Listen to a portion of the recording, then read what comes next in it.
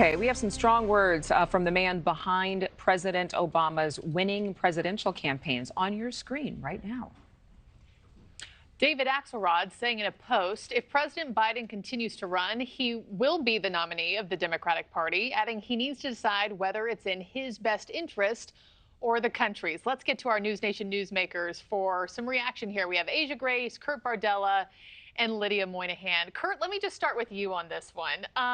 President Biden apparently, after seeing this tweet, in private calling Axelrod a prick over this. And this name calling has gone back and forth for years. You've worked both sides of the aisle. You're now proudly a Democrat. Does Axelrod have a point, though? And this hit President Biden in kind of, a sensitive nerve.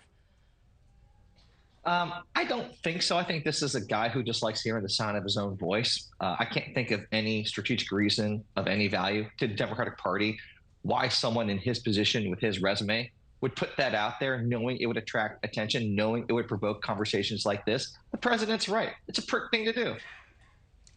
I didn't know we could say this word on TV, so I'm a little bit stunned.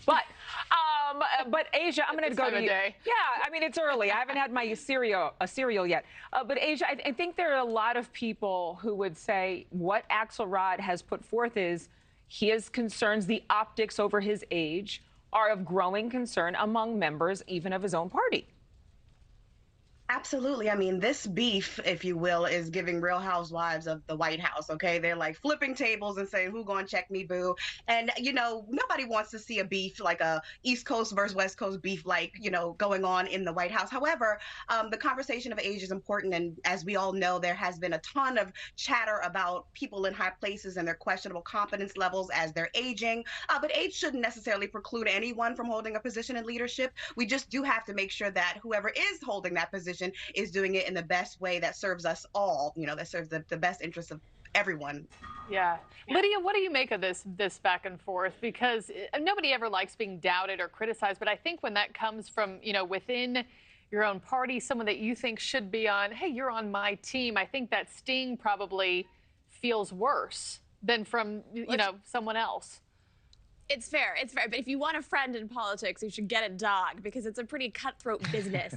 As Asia mentioned, this has been a pretty long simmering drama between the Obama and the Biden camp. If you remember 4 years ago, Obama allegedly told Biden that he shouldn't run. And so I think Biden's probably annoyed that he's once again facing that kind of criticism from his predecessor, from the president and his folks who he worked with. I think from a strategy standpoint, though, it might not be a smart move for Axelrod because I think Biden's just going to keep digging in his heels the more that there are calls for him to step down. That's kind of what happened last time. So I don't know. I think it's really up to him to decide if he wants to run because it doesn't seem like there's anyone in the DNC who's going to say, you know what, Grandpa, time to move on. Yeah. But nobody's going to do that. I mean, there's one, there's one or two voices, but again, they're getting eclipsed by the grandeur that is the President of the United States of America. Thank you for watching. Go to newsnationnow.com to find NewsNation on your television provider. And don't forget to click the red subscribe button below to get more of NewsNation's fact-driven, unbiased coverage.